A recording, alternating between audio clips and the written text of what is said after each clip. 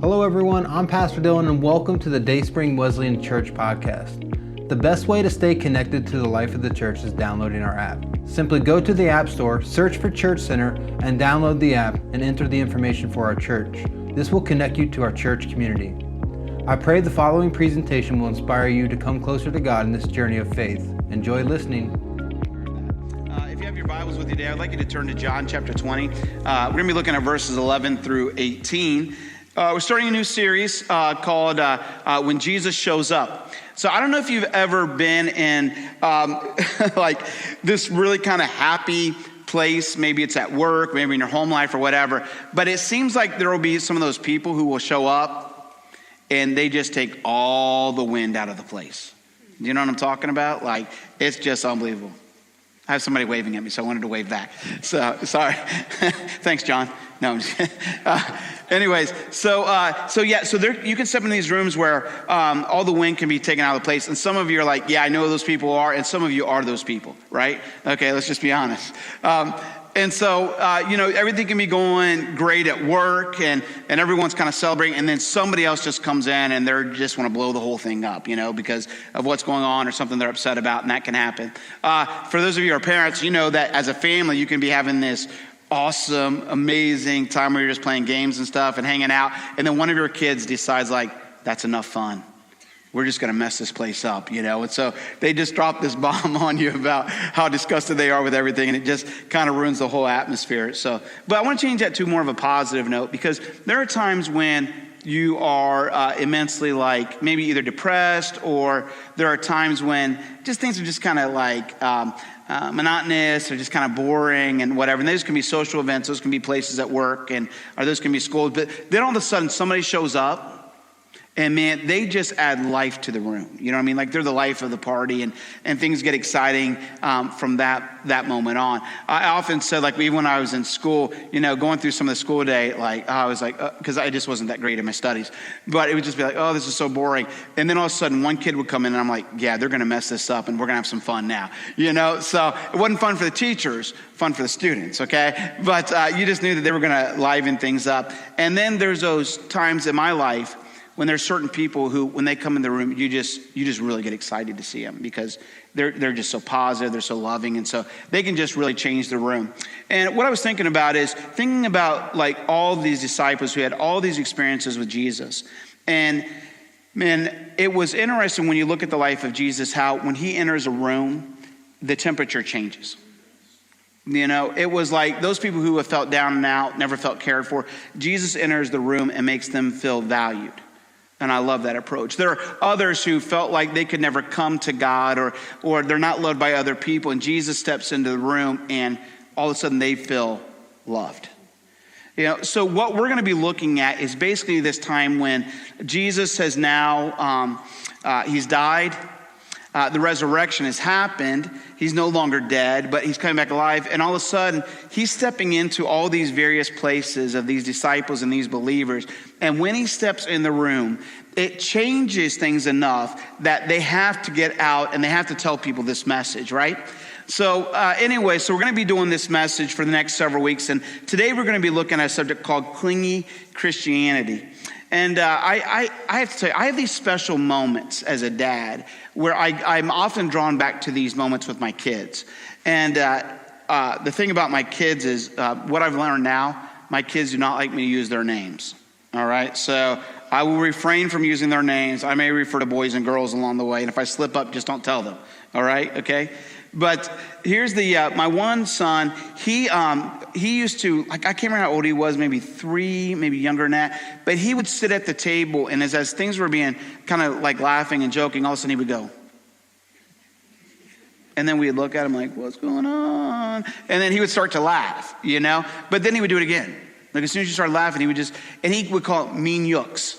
Mean looks is what it was, be mean looks to him, and he would do that. And so I've created that memory in my head where I remember back to that, There are things that happen in the church that I hold on to that my kids did. So early on in Vacation Bible School, my girls were part of the groups that did cheerleading. And they did this, I'm going to try to do it for you, okay? So bear with me. It didn't go well first service, all right? But they went something like this. Hip, hop, Jesus rocks. Let me see that left foot drop. Boom. Shake it out, shake it out. Boom. Shake it out, shake it out. So now listen, that's about as the most charismatic you're ever going to see me get, okay? Yeah. Yeah, I'll probably even be sore tomorrow, okay? But we have that thing on video, and it still makes me laugh because they're just so happy talking about how Jesus rocks, you know? So I love that moment. I also had my one daughter. She loved to sing, but she would like start to sing songs and then just add another song in. So we have this video, and she's singing. She goes, jingle bells, jingle all the way. Old MacDonald had a cow, E-I-E-I-O. And so I don't know where that came from, but that's her thing. So I love looking at that. But one of my most precious moments is my one daughter, she would like climb on Dad's lap. And I don't know if this is going to be as meaningful as to you as it is to me, but she would climb on my lap, and she would have her thumb in her mouth. And then I would always put my arms around her like this, you know? And so then what I would do is, I didn't know this at first, but I remember yawning one time, and I just kind of, put my hands up, and my daughter took her thumb out of her mouth and took my hands and just wrapped them right around there. You know what I mean? So yeah, you get it, right? There's that awe moment, right? Yeah. So when I found that out, then I just started doing it more. You know what I mean? I would take my hands off, and she would take them back. I mean, and it was so cool and so precious. And so the other day, now that, I was almost going to say her age, but that would give it away. All right. So she's much older now. All right. And I said, hey, can we reenact that? And she's like, Dad, are you kidding me? And I'm like, and it kills me because I so bad want to go back to those moments, right? Like, I know that they're going to grow up, and I know that they're going to be out on their own, and I know that they're going to leave us. But man, I so much want to get back to that place where I can just put my arms around them. And where my daughter, she would just cling for that moment. You know what I mean? She wanted my arms around her. It made her feel secure. It made her feel loved. Like, that's what she wanted. And then as a father, now, like, I want to cling back to those moments, right?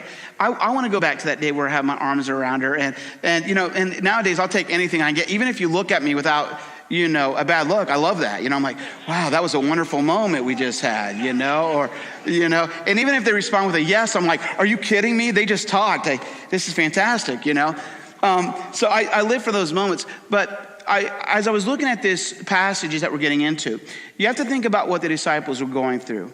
I mean, they had just seen Jesus brutally beaten and then put on a cross, and then they saw him die. And the disciples that we read that were just like kind of hiding out in a room. And I can't even imagine what they were processing. You know what I mean? Because I'm sure there was a lot of confusion. I'm sure there was a lot of doubts, frustration. We know that they were afraid. We know they didn't know how to move forward. We know that Peter, the guilt that he must have been feeling, he said he would never deny Christ. When Jesus told him, you're going to deny me 3 times, he said, I'll never do that. And he denied him 3 times. And as we read, Jesus looked right at him. You know what I mean? That kind of guilt you would have felt in that moment. And I'm sure all the disciples remembered all those times when Jesus would step into a room and he would love them and how great it was. They had crowds following them, and they saw him heal people, and they saw him meet with the needs of people. They saw all those things going on, and now he's gone. And I'm sure that they wish they could cling back to those moments early on that were now taken from them. We're going to read this basic historical account today. And it's about a woman named Mary Magdalene, who, again, we'll remind you again, but she had 7 demons in her at one time. And she had an encounter with Jesus that totally set her free. And now she's coming to an empty tomb, and there comes a moment where she's just wanting to cling to something. So let's read this together in John chapter 20, verses 11 through 18. Now, when we read one of these books of the Bible, John is one of the Gospels, right? And gospel means what? Good news. So today I want us to think about the good news that we're going to hear in the midst of this tragedy of what's going on.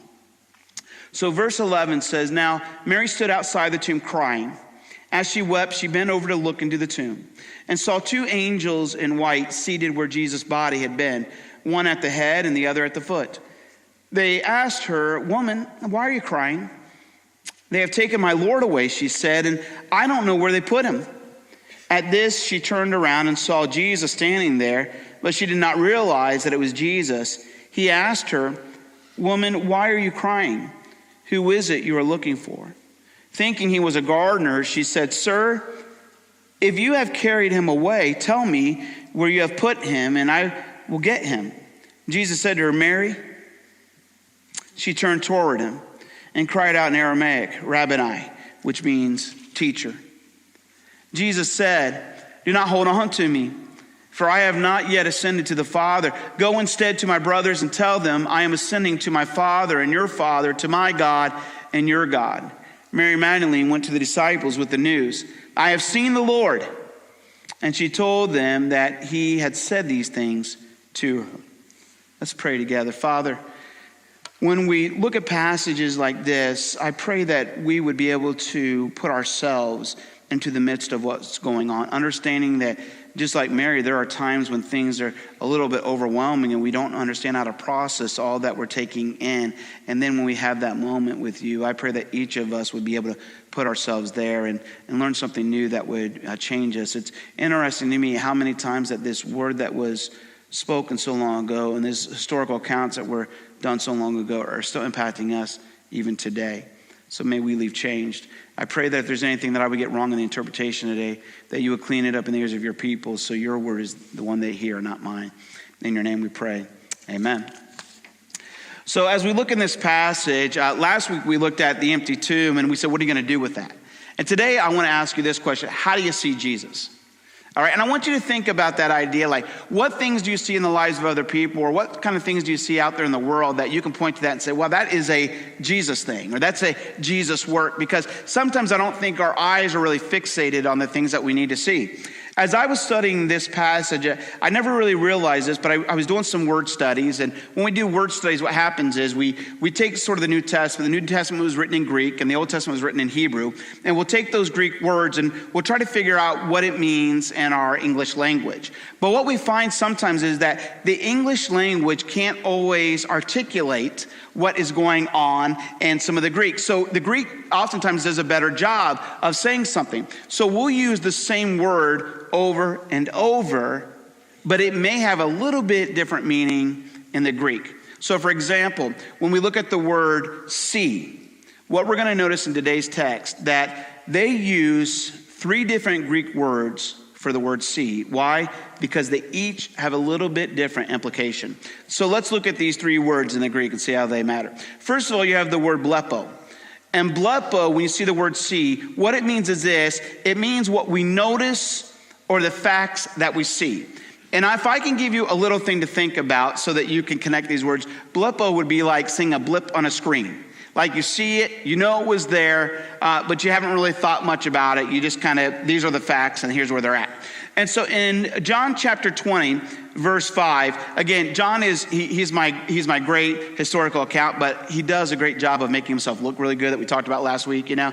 He says, I'm the one that Jesus loved, you know, and then we'll get into it later, but he says, I'm the one who outran Peter as well, right? So he says this, he says, in talking about himself, he bent over and looked in at the strips of linen lying there, but did not go in. And again, you remember this story because we talked about it last week that, they were given the news that Jesus was no longer in the tomb. It says that Peter heard this. He started taking off. And then John himself says, and then the one he loved took off as well. But John says that, and again, I don't know why he put this in there except to boast a little bit. But he's like, Peter took off first, but I beat him. You know, and he's like, basically like, I even looked inside the tomb before Peter, and this is what I saw. But you also have to understand that John is being very honest in what he's saying, because he literally says this, is that I saw just the facts. And he doesn't say this. He says, I didn't go into the tomb. I stayed on the outside, and here's the things that I noticed. And the things that I noticed were that Jesus's linens were there, and that his body was gone. And so those are the facts. Those are what he can definitely see. And there are times, by the way, and I want to be honest with this church, that there are times when you and I will simply see the facts about Christianity. And listen, all of us are coming to church today from different places and phases in life. Some of you haven't been part of the church long. You don't know the scriptures that much, and you want to dig into it. But some of you will just notice some of the facts. You'll see some people that are like very happy and love their life, and they love Jesus. And you'll take note of that, and you'll say, wow, those people are happy. There's something different about them. But then you'll spend enough time with us, and you'll realize like, oh, sometimes they can get angry. Right? Sometimes those people are not everything they say they are. Like, you can see those sort of moments. And so you just make these statements. When you come into a church, you'll notice certain things right away. You know, people sing songs. They take up offerings. They sit at times, and then they stand at other times, and they listen to this person speak. So you'll just make those sort of observations. And as we're going through the text, you'll make certain observations about Christianity or about Jesus himself. Jesus seems very loving. Jesus is getting on these people. You sort of make those quick facts, and here's what you notice. But then you come to this second word in the Greek, and these are in the verses previous. But then there's the word theoreo, which means this, and we're going to see this in verses 6 and 7. It is talking about what we observe or what we perceive. So in other words, there's a little bit more study that goes into it. Now let me give you a way to remember this word. Our word theater comes from theoreo. All right? And if you know that if you're in a theater, you will sit there and you will take everything in, and even though you're trying to figure out the storyline, you may not come to a conclusion about it yet. Okay? And so if you even think about it this way is, there's sometimes you'll be in teachers will notice this more than anybody else, okay? But teachers will be giving a lesson, and then all of a sudden they'll have a kid that goes, oh, but they have really no clue what you're talking about, right? Like that's sort of what it is. And so what John talks about here is, he says, then Simon Peter came along behind him, again, telling him that he came in second, behind him and went straight into the tomb. Now this is the part, though, that he's real and honest with you. John says, I didn't step in the tomb, but he says, but Peter went in. And then when Peter went in, he saw the strips of linen lying there, as well as the cloth that had been wrapped around Jesus' head. The cloth was lying in a place separate from the linen. All right. Now, this is a powerful moment because what John is saying is Peter did more than just notice or give the facts. Like, he began to go in and study. He didn't just kind of peer and say, here's what I see. He went in, he looked at the linen, and not only did he see the linen, and not only did he notice that Jesus' body was gone, but it also says he saw the face covering or the linen, and it was over here in another place. And in some translations, we're literally told that was folded or it was twisted up. Now, there's been a lot of scholars that have been trying to figure out why it says that it was folded or twisted up. And some of them have came out with some great, like, really cool sermon-y type things, but they really don't know why it was folded up, okay? But here's what I'll tell you. One of the things that they said about the linen is the linen was probably in such a way that it was still in the form of a body. Because when they wrapped that body up, okay, almost like a mummy form type thing, like, they would have wrapped those linens around. We know how they did that because remember when Lazarus came out of the tomb and it said that the wrapped linens were still on him and he had to take them off piece by piece. What we realize here is that there wasn't just pieces thrown everywhere, which is the miracle in itself, right? Because Jesus just came out of that, just like he just came out of the tomb. But then why the folded face covering over here? And the only thing I can conclude is this. Is it was Jesus' way of sort of tidying up and to prove that I wasn't stolen. Because who steals a body and then folds something up, right? Who steals a body and leaves it like that? If you're getting out of there as quick as you can and taking everything you can, right? But here's the wrap stuff, and here's the folded up face covering as well.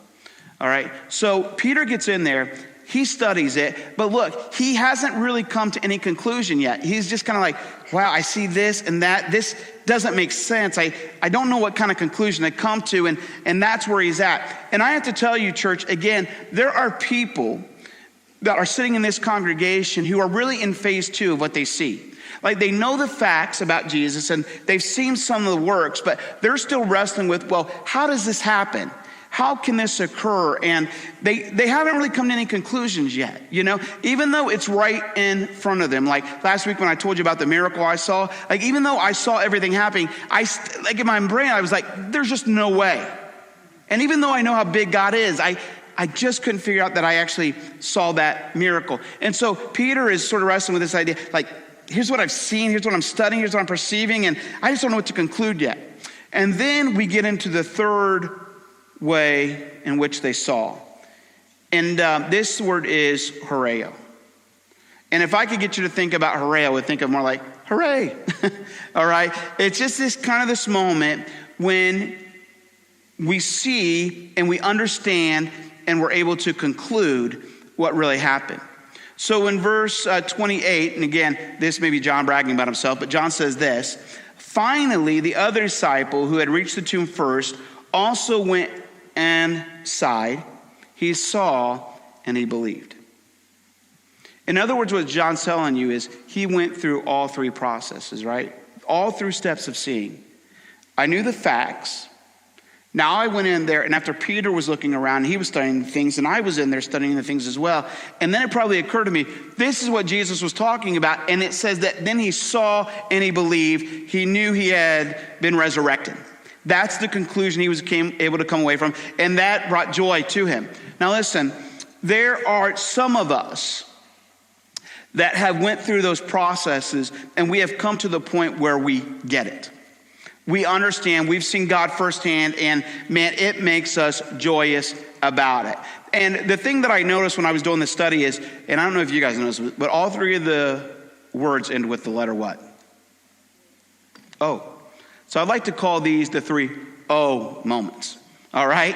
So, and you guys have known this because some of you have probably been in that place where, like you can be at work and all of a sudden you see like balloons and paper stuff and plates and a cake, and you're like, oh, there's cake, there's plates, and then all of a sudden you're like, you start to have this other O moment where you're like, oh, I see the cakes and plates and I see that person's name.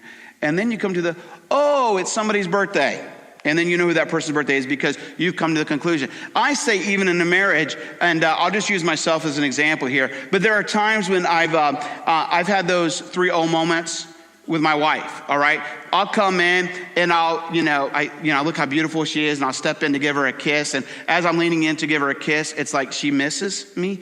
Like the kiss didn't connect, you know what I mean? And I'm like, oh, she's off today. She can't figure out how to kiss right now, so, And then all of a sudden, she doesn't talk to me, and she might walk away. And then I have this oh moment where like, oh, something is not quite right here. I feel like she might be upset with me. And so I start to think about why she might be upset with me. And then I have oh, I forgot to do this. And then I run out of the house because, I'm afraid to deal with all that, right?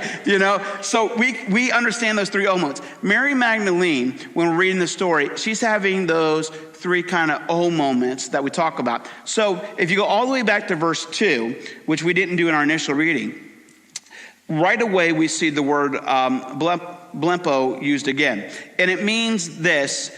It's that she noticed that the stone was rolled away and Jesus was gone. So John 20:1-12 says, early on in the first day of the week, while it was still dark, Mary Magdalene went to the tomb and saw the stone that had been removed from the entrance. So she came running to Simon Peter and the other disciple, the one Jesus loved, and said, they have taken the Lord out of the tomb, and we don't know where they have put him. So what Mary is doing is Mary is right away recognizing the facts. And what she recognized right away is that the tomb is empty, the linen are there, Jesus is no longer there, and she sort of almost makes it right. Somebody's taken his body, basically. So she is just listing what she knows to be truth. And church, listen, it's okay for you and I to do that. It's okay for you and I to notice, like, these are the things that we notice and what's going on. And I love what Mary does, because what Mary does with these things that she's just learned, she takes them to Peter and John and says, here's what I found. Here's what I've seen. Here's what I've noticed. Here are the facts. And because she told those facts, watch what happens. The disciples then run towards the tomb to kind of figure things out on their own. It's important that maybe you and I don't necessarily understand all the things about God, but it's okay if you and I point out the facts and the things that we've seen. I was just watching a video from the guy that did a case for Christ, and he talks about how he was trying to disprove the Bible, and he decided to do it from a intellectual kind of journalistic approach. And he said, here's where all the facts that he was seeing. And he had to list those facts. He noticed a change in his wife. He noticed a change in the people he knew that had found Jesus. And he just saw all those things happening. But he thought they were being brainwashed. So he went in to try to mess everything up and say, this is not true. But he decided to go in there with the right approach. And it's okay for you and I to sort of state, here's what we see. Because this is what it pushed her to next. Because then we've got the word theoreo, which again is the word for what we perceive, what we observe and what we perceive. So when we look at this text and we look at verses 11 through 15, I want you to watch what's happening now. So it says, now Mary stood outside the tomb crying. As she wept, she bent over to look into the tomb and saw two angels in white seated where Jesus' body had been, one at the head and the other at the foot. They asked her, woman, why are you crying? They have taken my Lord away, she said, and I don't know where they put him. At this, she turned around and saw Jesus standing there, but she did not realize it was Jesus. He asked her, woman, why are you crying? Who is it you are looking for? Thinking he was the gardener, she said, sir, if you had carried him away, tell me where you have put him, and I will get him. Here's the thing. When she was going through the theater kind of viewpoint, or what she was trying to see, what you have to understand is this. In her own moment, she had perceived that Jesus' body was stolen. She didn't get closure in this moment, and she doesn't know how to really move on from this moment. You see, what she observed and what she has taken in, you have to understand, her mind cannot handle the part where Jesus may have been resurrected. All she knows is the facts, and based off the facts as she knows it, somebody has stolen his body. That's the conclusion that she's come to. And church, again, there have been times when you and I have come to the same conclusions when it comes to faith. And I want to tell you again and give you permission, it's okay for you to wrestle out loud with these things, with either a pastor, a teacher, or a good Christian friend, or maybe you just want to take them to God. But there are times when you and I have to go to God and say, here's what I'm wrestling with. Here is what I know as facts, but here's what I'm seeing. And there are times when you and I wrestle with those things, right? And you and I may come to the wrong conclusions. She said, look, his body is gone. Now, you have to understand what kind of place she was in, right? It says that she was crying. Why was she crying? You have to remember, this was Jesus. She was filled with 7 demons. Jesus took away those demons. She was deeply moved by Jesus. She wanted to do everything she could for him. You see, when she was coming to the tomb, she didn't expect him to be alive. What she expected was, I want to pay homage to him. I want to honor him one last time, and this will hopefully help me get closure. And so when she arrives with this person that she spent so much time with, that gave her a sense of value and worth, that redirected her life, when she came to that place and could not find the body, she was just overwrought with stuff. Like she was in deep despair. And she was crying. And the angel said to her, why are you crying, woman? And it wasn't like they were getting on her, but what they were trying to do was identify with her grief for a moment. Why are you so sad? And she said, basically, because I came here to honor him one last time, and he's not there. They've taken the body. And that is just messing with me, because where's my hope now? Why can't I put one last thing on him, touch him one last time, put some spices around his body? Why can't I do that one last time?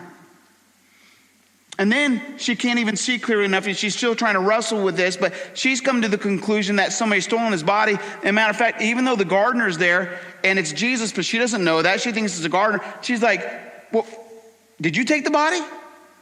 Like, tell me where the body is so that I can go and get him, by the way. I want you to think about this, all right?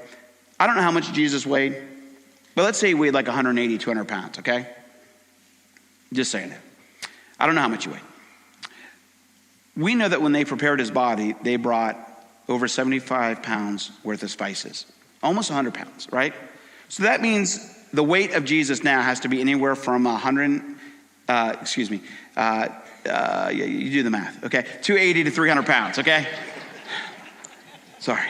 This is why Dad was like, I'm glad you're not an accountant and you went into ministry, okay? So let's say like 280 to 300 pounds. That's what his body would have weighed. And it would have been dead weight, right? But Mary says, tell me where the body is because I'm going to go get him. Well, she's as bad as John. You know, she thinks she's going to lift this body and take it out with her, right?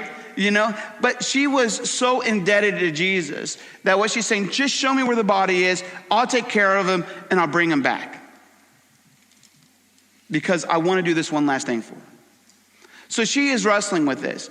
And church, you and I, again, have to understand that there are some things that happen in our life that we have a hard time processing, right? We don't always understand that, like we understand the facts that I came to Jesus and I asked him to live in my life, but yet I'm still trying to figure out why I'm having problems in my marriage. You know, I came to Jesus and I'm still trying to figure out why the people around me are still suffering in addictions, because I've been praying about it and I've had my hope that God would take that away. Some of us as parents have been praying over and over again for our kids that have really just taken a bad path or a bad way in life, and we're struggling with that, and we have all kind of questions. And then I know that some people in our church have wrestled with diseases that are terminal. And you've prayed and prayed over and over again, and you've had faith in a God who would deliver you, and yet you can't understand why this hasn't been taken from you. And so you and I get that, what Mary is going through in this moment, like, I don't get it. And she's trying to process this. And what often happens is we'll come to the wrong conclusions, right? Mary came to the conclusion that his body was stolen. You and I might come to the conclusions that, well, maybe God doesn't value me as much as I thought. Maybe God doesn't exist.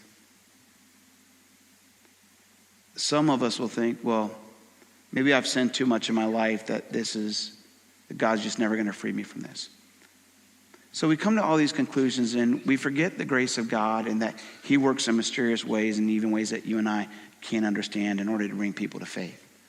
But those are the kind of things we wrestle with, and that's okay. Mary eventually has this kind of hooray moment, which she understands that Jesus overcame death. So Jesus said to her, Mary,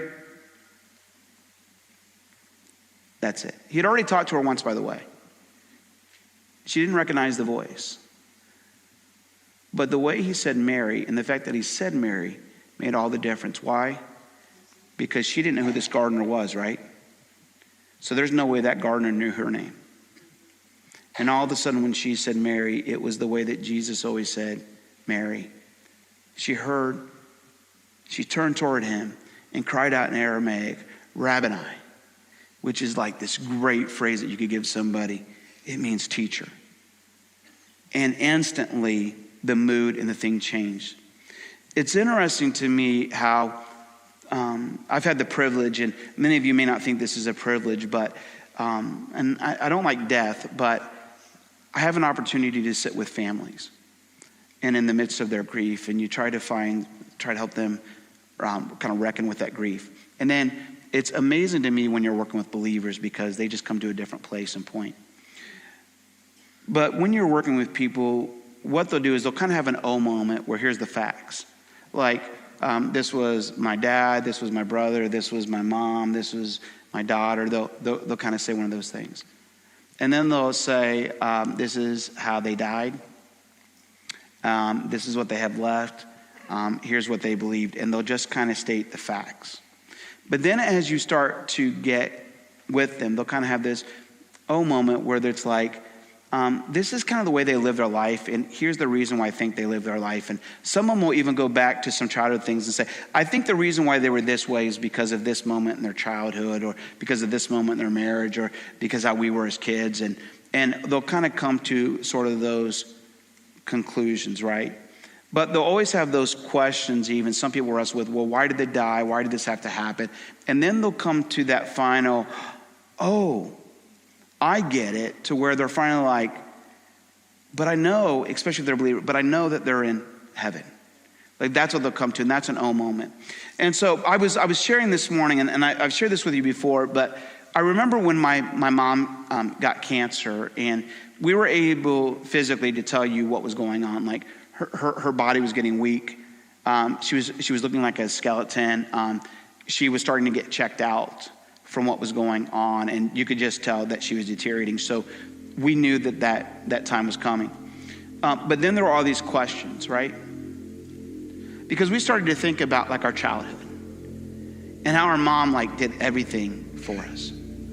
And I mean, she spoiled us, right? Like she always did our laundry, which I found out when you get married, they don't always do your laundry. Like sometimes you have to do it yourself, you know?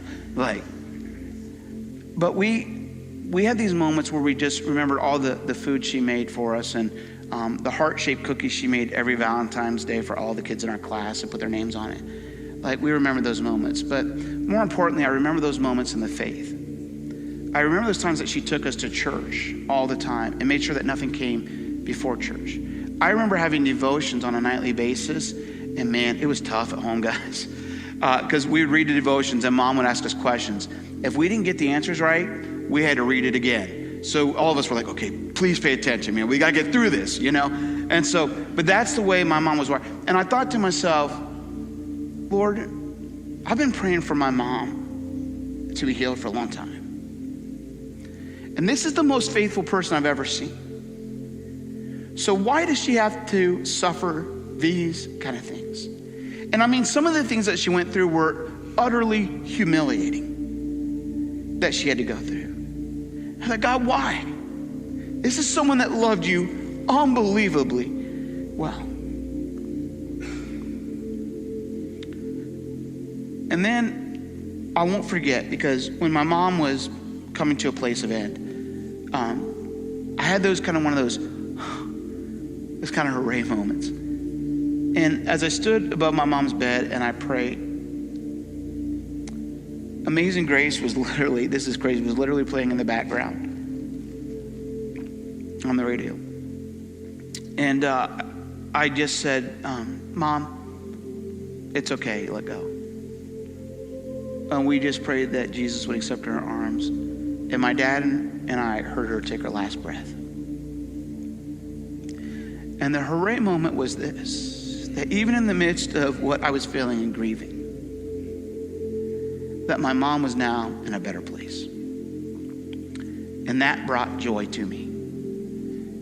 You see, I have seen people go through certain circumstances where they have these oh moments, and then they have this kind of hooray moment. There will be those times when people will be like they're so fixated, they're listening so intently, and they're so close that even when their believing parents are dying, they'll say something like, oh, that bird right there that just appeared on that windowsill, like that's a sign from God because my mom loved birds. You have other people who will be sitting in their grief, and as they're losing that person, all of a sudden a ray of sunlight will hit them right in the eyes, and they'll feel God's glory in that moment, and that's a hooray moment.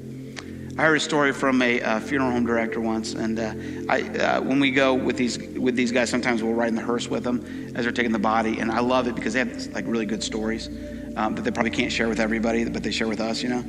And there was this one story, and they were talking about how the one guy, he was like, it was early on, I was driving, and he said, and as I was driving, this car hit us, and he hit it, and it was my fault. And he said, so I hit this thing, and he's thinking, man, what am I going to talk to the family about? Because they're in the limousine behind it, and you know, he thought this body was just in an accident. So he said he made the long trek over to the limo, knocked on the door, and he thought, okay, here it is. They're going to give it to me.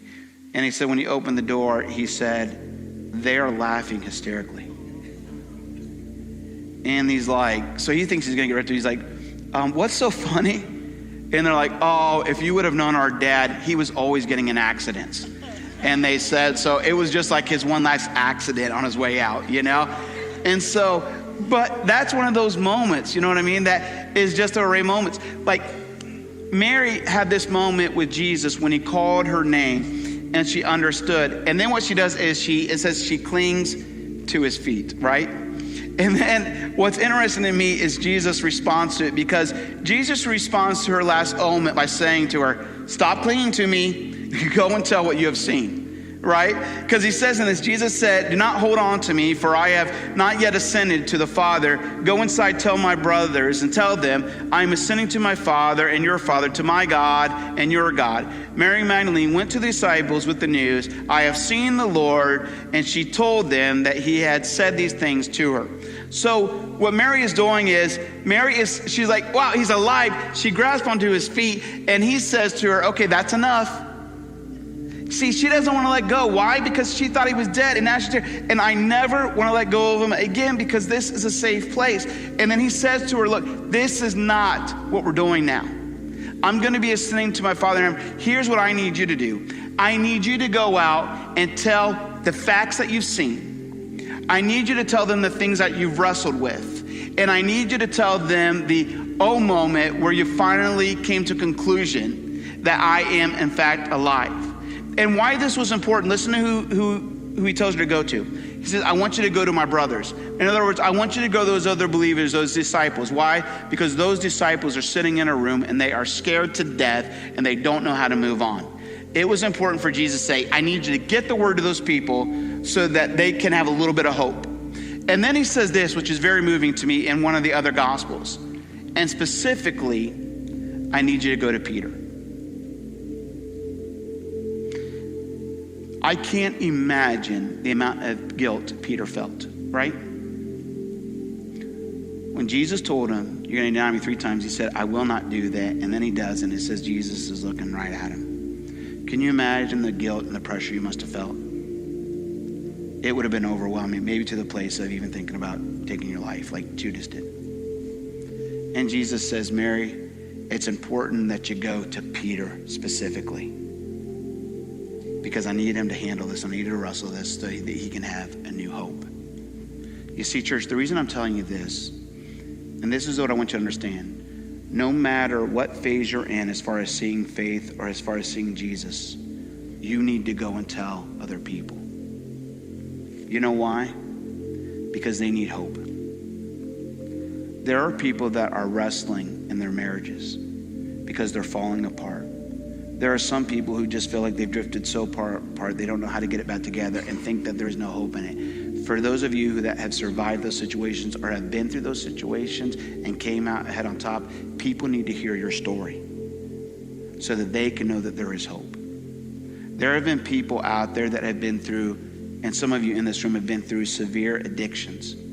And you came to a place where you asked Jesus into your life and he cleared those addictions from you. There are people in our world that are going through those addictions right now, and they need somebody to give them hope that you can make it through this. There are people that are dying because of diseases.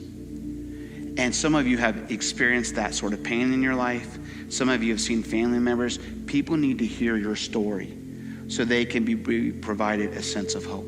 The most meaningful thing, and I'll end with this, the most meaningful thing that happened to me last week was after we were done with all of our services and we had, the 16 salvations. What was incredible to me is a girl by the name of Chrissy Carwell. She came right up to me after service and she said, Pastor Chuck, it's been 3 years. Now, some of you have no idea who that person is. Some of you have no idea what 3 years means. It means something to me because 3 years ago, we brought in a speaker by the name of Stan Stever. And it was probably the most different Easter we've ever had. And before we had the service, I got a lot of flack for it, honestly. Because they were like, how could you give up? I even had to the pastor saying, how could you give up your Easter service and give it to somebody else? But that man came and gave a testimony where he had been in prison and he had killed somebody. And he had found Jesus in prison. He repented of his sins and got forgiveness. And it changed his life to where he even asked for the forgiveness of those around him. He started changing. If you would have heard that incredible testimony, it was absolutely amazing. Cambrai, that was his first time in one of our services. He was invited by somebody in the church. He came to that service that day and thought, if Jesus can make a difference in that person's life, Jesus can make a difference in my life. And Cambry had been in prison himself. Cambry found Jesus 3 years ago, last week. Now, here's the even cooler part. That next year, Cambry gave his testimony with his baptism. And somebody else that had been in prison with Cambry was sitting in the audience. And they gave their heart to Jesus that day as well, because they thought, if Jesus can make a difference in Cambry's life, Jesus can make a difference in my life. Church, that's why it's important that no matter how you see Jesus, you go and tell others. Let's stand today.